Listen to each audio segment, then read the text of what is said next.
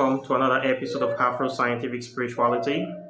My name is Efe West, reaching you live and direct from the heart of Africa.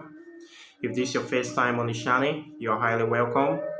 This is the place where we separate the facts from the fiction, the science from the superstition, and the concept from the misconceptions about African spirituality. Today, I will be talking about magical names and titles in African spirituality, how to use them, their purpose, and their advantages and disadvantages. When we say magical names, what do we actually mean by them? These are names that people are taking in the spiritual world.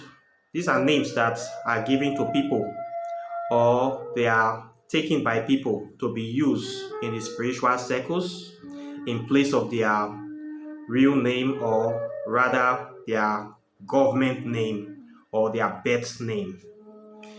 This is a practice that is very, very old, very ancient, and very common and natural in the practice of African spirituality. We also see this trend or this same phenomenon in other types of spirituality around the world. In this channel, I'll be focusing on African spirituality. If you come to Africa, you will discover that we have what they call titles, traditional titles. These are appellations that are added to names to separate the name or the person from other people. So in Africa, in ancient Africa, you can see somebody, let's say a leader, will be addressed as a king. For instance, you can have a King Setai I, King Ramses, King Onos, King John, or something like that. What separates this person from the rest is that very title that was attached to their name. We see this in everyday life. When somebody gets married, automatically they attach the Miss and Mrs. to their name to signify that this person is a married person, is not alone. When some people achieve a particular recognition in the world, maybe you got a bachelor's degree, they will attach the BA or BLL or B something to their name. When you get a master's degree, they will attach MBA to their name. If somebody becomes a lawyer, they are going to attach the appellation of barrister to their name. These are different appellations or titles that are given to people to differentiate them from other people. Somebody that practices medicine and become a doctor, you always see the DR in front of his name. If you also acquire a PhD, you will still carry the title of a doctor. When somebody sees that, they will know that yes, this person have a PhD degree or is actually a medical doctor. So this is how the appellations work. In African spirituality, we also have this as well. You will notice that when you come to spirituality, we see people that use different sorts of names. In African spirituality, we see some people that go by different names or different titles. For instance, if you are familiar with Nigeria, you will hear about somebody that we call himself Ologboshere of a certain community. What this means is that he's the black cat, or rather he's the black tiger of that community. There is nobody that can challenge him or take that title, meaning he's a very powerful or influential person in that community. You can have people that we say they are the Ogini Boze, the number one bulldozer or the strongest person in the community, that nobody is stronger than them. You can see in Christianity, you will see titles like the Lion of the Tribe of Judah. Somebody said that is the Lion of the Tribe of Judah. In the whole tribe of Judah is the only lion. That is one of the titles I believe that the Jews gave to Jehovah, their God. They have many titles. You will see the King of Kings, the Lord of Lords, the Ancient of Days, the I Am that I. These are titles that have been given to a particular person to raise that person above all other people, or to show to other people that this person is special to them. In African spirituality, we discover that we have lots of titles like these traditional titles. We have traditional titles. These are titles that are given to people that hold a particular office in the community.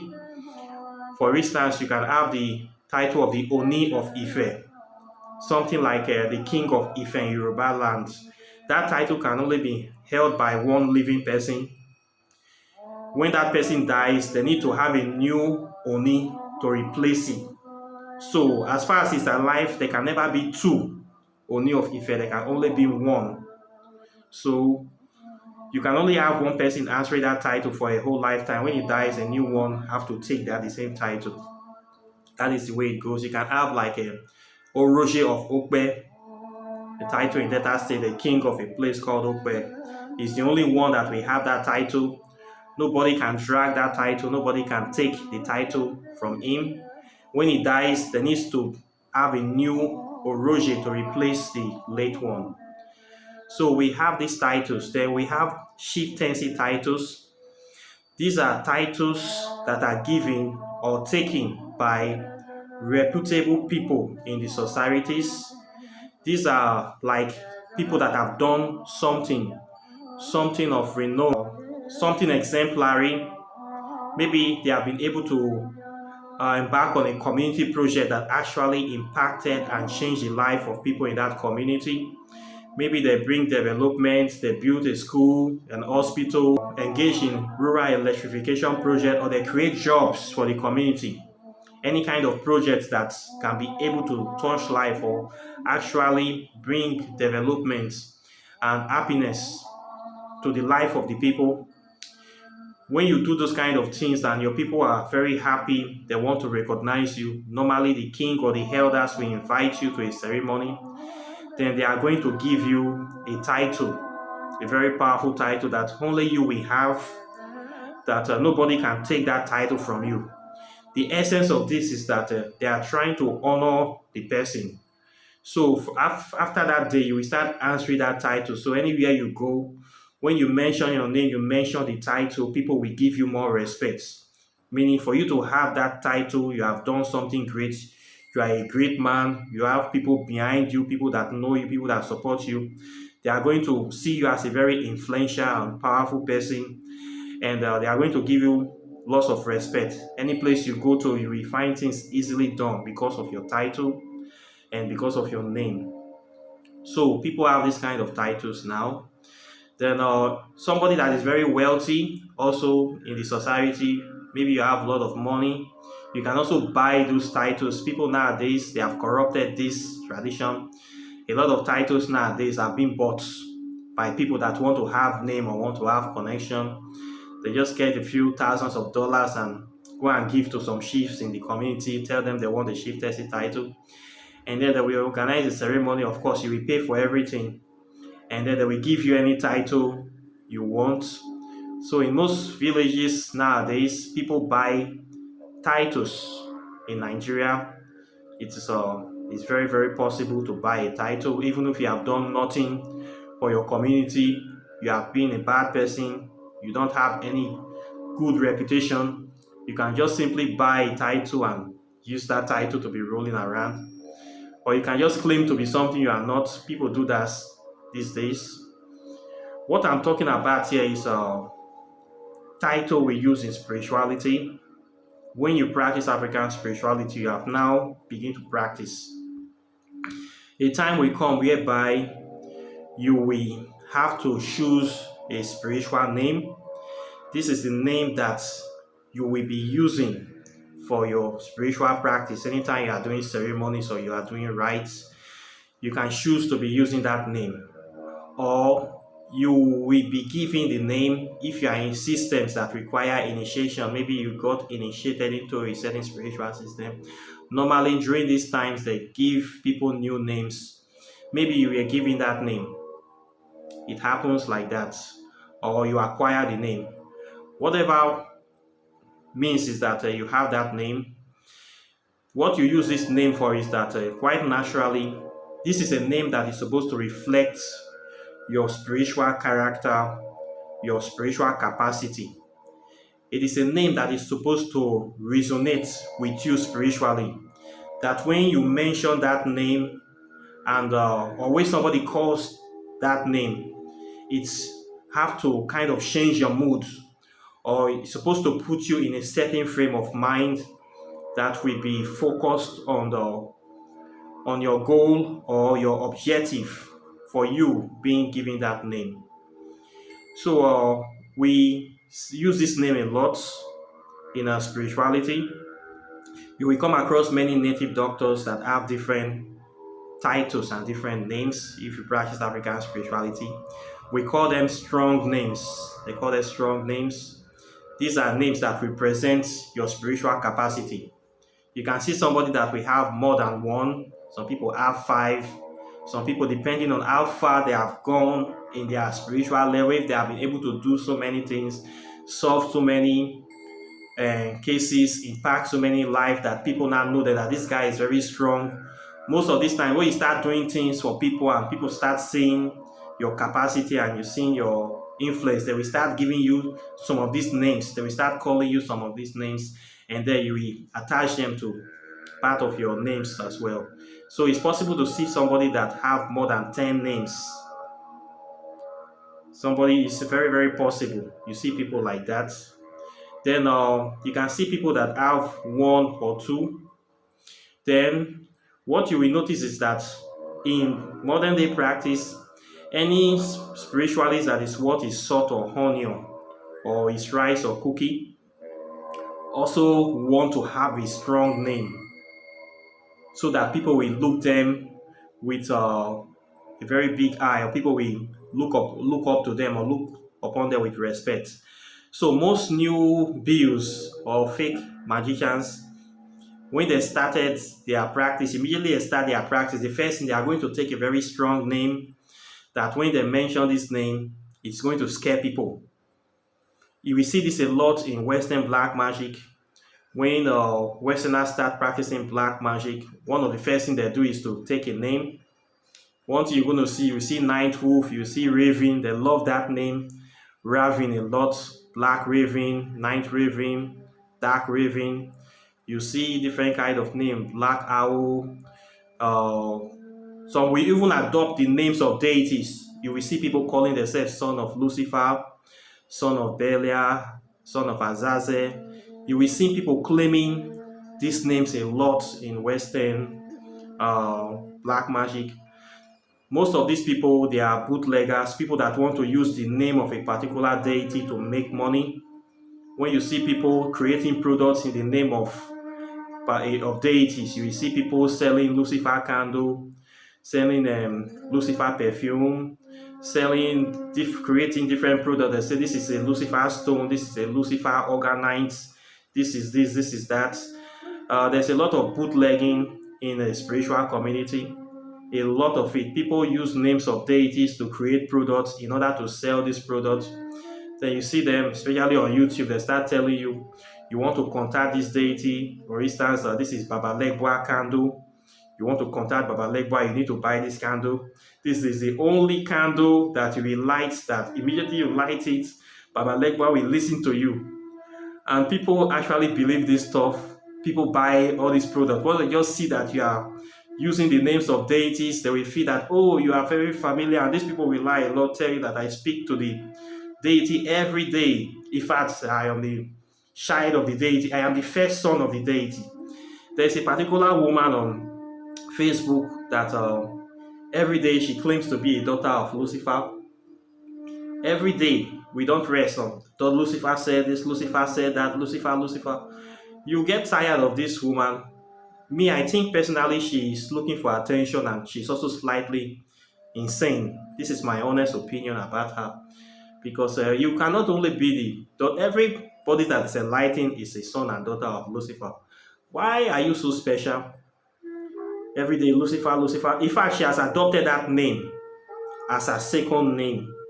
So now, in her eyes, people that are new to the spiritual circles, people have identified her with Lucifer because she never shuts her mouth about the name. Every day, morning till night, Lucifer, Lucifer, Lucifer, Lucifer. So we all know her like that, and people just look at her. So new people that are encountered her, they will think she's something special. They will think she's actually ruling with the deity, but not everybody will accept that. For me, she's just using the name to make money and using the name to draw people and attention to her. Nothing more, nothing less.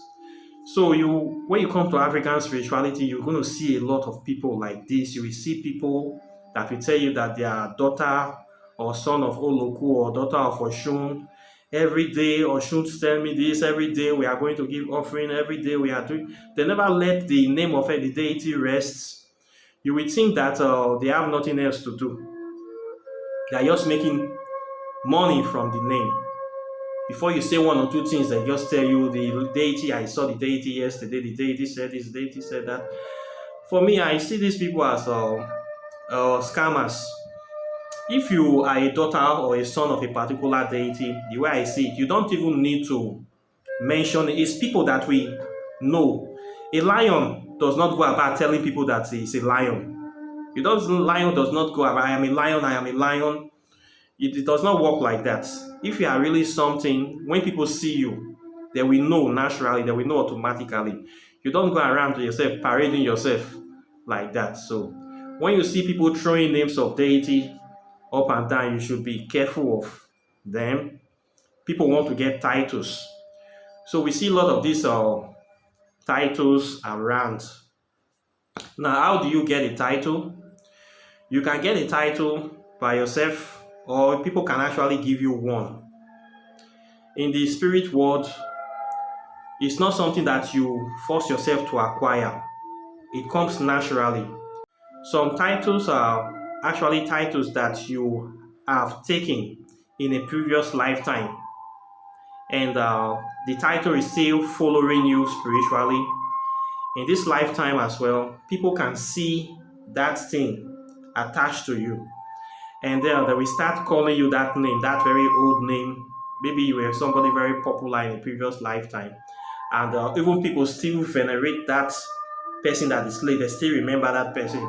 When you come back in this lifetime, that title can actually follow you to this lifetime. There are people that have been very popular. Maybe they have been kings or queens in former lifetimes. They did so many things. Now in this present lifetime, they have nothing. They are just living regular everyday life. When spiritually people see those kind of people, they still call them address them as a king or a queen, because they can see into the past of that person and still see those characteristics and quality in those people. They will carry on calling them that name. Some people might have done some very good things or some very spectacular things in past life, and they still have the skills in them. They are going to carry it over to this present lifetime. People can call them the name that they have been answering, and they will continue from them. People can also acquire these names by getting initiated into particular spiritual system. They will naturally, once you get in, they will look into your spirits and they will see exactly what you are. They will start calling you a name that blends or totally reflects what you have. That is how most people get their spiritual names in African spirituality. Then you can also give yourself a name.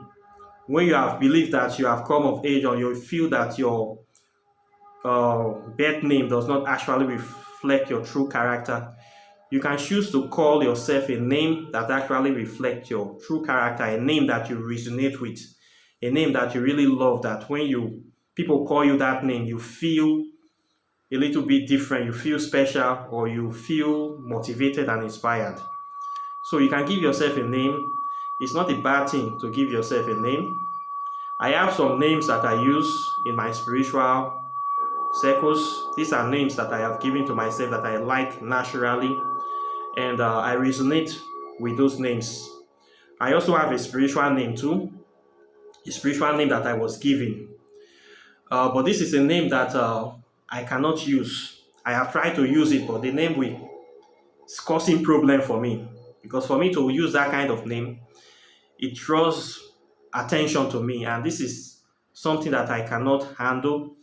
So I stopped using that name. Only people that can understand the things of the spirit can actually understand that name and use that name to call me. So I stopped using that name. I don't mention it because it is not, I don't want to draw unnecessary attention to myself. So the name I use is just a regular name. I use it sometimes in ceremonies, but it is not my real spiritual name. So you can choose not to answer the name. It doesn't mean that if they give you a name, you must answer it. You can choose not to answer it, or you can choose to hide it. One of the main disadvantages of spiritual names or magical names is that it draws attention to you. And if you start answering a name that draws too much attention to you, especially dark names, the kind of names these so-called Western black magicians give to themselves, calling themselves Dark Lord or Dragnet or Darkstone, Odyssey, and Starfire, or all kind of. When you start giving yourself those kind of names, a certain set of people will start looking at you. People that have a speck of darkness inside them, they will resonate with that name. Or people that are curious will resonate with the name, and then they will start looking at you. They will start focusing on you. And then a few people will want to test you to see if you can live up to that name. It will be, of course, practicing magicians, spiritualists like you, and also enemies. Of course, when you give yourself a name, it means that you are trying to show that you are strong. So people want to see how you can react to situations. So one or two people will likely send things your way and see how you can deal with it. And if you can't deal with it, you will fall out, and then they will start laughing at you. But if you can deal with it, then they will know that yes, you are true to your name. They will support you. So many a times, many young spiritualists that gave themselves one or two strong names, they have been destroyed. Their careers have been messed up because they could not defend their name. When you give yourself a name that you are the black cat of the community, or you are the only lion in the land, you are the only star in the sky, other people will look at you and they will beg to differ, especially if they have capacity and they see that you have nothing to offer. They will start tempting you or trying to test you, sending spells to strike you down to see how you can be able to withstand. And if they find out that the person is nothing, they just blow you out of the sky. And they will not hear of that magician anymore. People will not even remember you. You just run into oblivion. So it's very dangerous to give yourself names if you cannot actually defend the names. Okay? If you must give yourself names that will not attract bad people to you. You can give yourself simple names, simple everyday names. There's a lot of great magicians out there that choose to answer simple names. Some even use their birth name, and they are okay. But when you see the kind of works these people are doing, you will know that yes, these people deserve titles, they deserve accolades. There are a lot of good magicians out there. There are also a lot of magicians out there, pseudo magicians that have a lot of bad names, a lot of titles, but underneath they have nothing to show for it. Many of these so-called Western practitioners, they like to hide under these names. One of the good things is that it protects your privacy, it separates your public life from your spiritual life or your private life, but also it also seeks to cloak the history of the person. Some people, maybe they don't really have nothing to show in life, but they want to show this bad boy image online as a black magician, show the tough guy image that they have power to do anything, change reality. But if you actually look for their real name, you trace them in real life, you will find that they have nothing. Maybe many times they are homeless. There are so many big names in Western occultism. I know them personally, but I will not call their names. These are people that don't have a house. They are practically homeless, but they are big names in Western occultism. Some of them have even written books, but they cannot use their magic to manifest just a tiny little house for them to stay. They don't have house, they don't have car, they don't have anything. What kind of hermit life are they living? I wonder. Some of these people will tell you that fame is not necessary, but they cannot even manifest fame. If people don't know you, how can they get your message? I always tell fellow practitioners, I want fame. I want fame because I want people to know me. I want my message to go as far as possible. If people don't know me, how will they hear my message? You see why it is necessary as a practitioner? Money is necessary. Money will solve many problems. You need to pay bills. Money will be able to go far in life to make you have a comfortable life. So how will somebody say that money is not good in spiritual world? Money is very important in the spiritual world and physical world. With money, we can be able to do a lot of things. We don't even need to be doing spells for them. With money, you can be able to solve many people's problems. The world revolves around money nowadays. So money is a good thing, and it's something you should actually call into your life. It's not something you should condemn. It is something you should be open up to. Okay, so I don't see it as a bad thing. It is not the root of all evil for me. Okay, it's a good thing that you can use to bring many things into your life, to manifest many things into your life. So it's something you should allow access to, you should be open to. Okay, so magical names, they can be good, they can also be bad. Can bring respect to you, can bring honor to you. It can also bring disgrace to you and destruction to you. So if you want to choose a magical name, you need to be very careful the kind of name you answer, because people will hear that name. And when people hear that name, especially other practitioners, they listen and they will be drawn to you. And when they see you, you cannot defend that name. You are in a big problem. And for those people that are using names of deities to defraud other people, to put leg, there are many of them are always in deep, serious problem, because the deities are not happy when you use their name to scam people. You yourself will not escape. Most of those people, they always get it in the hand. They always take money, and at the end of the day, they always have nothing as well. So, and at the end of the day, most of those kind of people, they go insane. They go mad from this kind of things. I have seen it many times. Like this woman, many people like this in African spirituality claiming they are daughter of Oshun, daughter of Olokun. They are suffering. They are in serious suffering. Serious suffering. You cannot be daughter of a very powerful deity and then you be living a kind of life like, I don't just understand why this is happening. It's either they are not practicing well, or they are just using the name of the deity to deceive many people, which I believe they are doing. Because if you are actually practicing and in vibration with the deity, in harmony with that deity, the way some of these people are living, they will not be living like that. I'm not saying they will be super rich, but at least they will be living an average life, a life of moderation, that they will be breathing easy. They will not be living under intense stress like that. That is the way I believe. Because deity is supposed to be looking out for you if you are doing their job well. But I see different cases. And I see these magicians parading around with magical names, trying to intimidate people. It is not all about getting a name. Can you defend the name? Anybody can take a name. I can come tomorrow and say I am the Black Cat of the whole Africa. Can I be able to defend that name? It will only draw destruction to me. Everybody will start looking at, why can you give yourself that kind of name? It will even make people to hate you. Because people will start looking at your life, start prying into your life to see what you have and what is your capacity. And when they see that you have nothing, meaning you are just a phony, you are an empty vessel, you are a fake, and then you just destroy yourself, you just expose yourself to the whole world and spoil your name. So it's not about getting name. Get a name you can manage, simple name, something you can defend, and nobody is in competition with you to show that you are the strongest practitioner, you are the baddest practitioner on the block. Nobody is in competition. So just try to humble yourself and get good name. If you have given a very powerful name and you know it will cause problem, you hide that name. Let only people that can see into the spirit call you that name. You hide the name. It is better for you to live peacefully.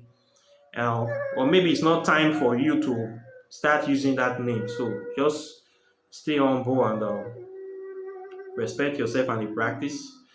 So this is some things about magical names in African spirituality, the advantage and disadvantages, and I want you guys to tell me what you think about this topic. I'm sure that if you are a practitioner, you would have come across so many magicians or spiritualists that have tell you so many kind of names and titles, so many of them. We see these people every day. If person give you a particular name, try to look into their life to see if they can live up to that name. Okay. So with that being said, this is what I have for you today. Questions and comments are welcome. Please like and share this video, subscribe to this channel, and please, I want you to register for my class at Kindoki.net if you want to learn more about African spirituality. And I'll be seeing you in the next video. So take care and bye. Peace.